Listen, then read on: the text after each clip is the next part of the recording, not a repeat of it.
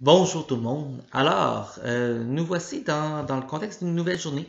Donc, la journée qui habituellement nous prépare vers le premier pardon. Alors, la première notion qu'on va essayer de voir spontanément, ça va être la notion du péché.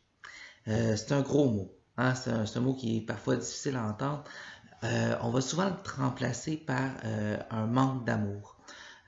Donc, c'est lorsque, de façon consciente, volontaire, en toute liberté, en toute connaissance de cause, on choisit de manquer d'amour envers soi, envers une autre personne, envers Dieu, envers la nature.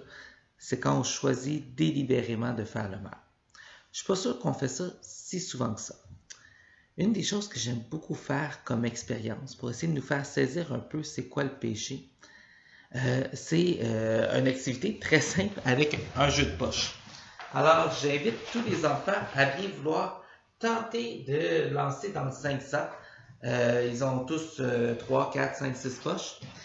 Et l'idée de départ, c'est que, logiquement, à moins d'être un grand champion, vous allez rater la cible à quelques reprises. Vous allez rater le 500. Pourquoi je raconte ça? C'est que le péché, étymologiquement, c'est exactement ce que ça veut dire. Rater la cible. La plupart du temps, l'être humain ne veut pas délibérément faire le mal. Mais on va très fréquemment, dans l'espace d'une vie, manquer la cible, rater la cible. Alors, une fois qu'on comprend ça, euh, on a moins tendance déjà peut-être à se taper sur la tête pour nos fautes. Plutôt que de s'en vouloir, on va chercher à s'améliorer afin de plus souvent atteindre notre cible. Alors, déjà avec peut-être cette première compréhension-là du péché, on va essayer de continuer notre journée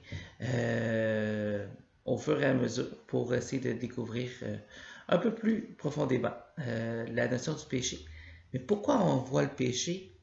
C'est pour voir le pardon, pour voir que nous sommes aimés au-delà de toutes nos fautes, de tous nos péchés, de tous nos manques d'amour.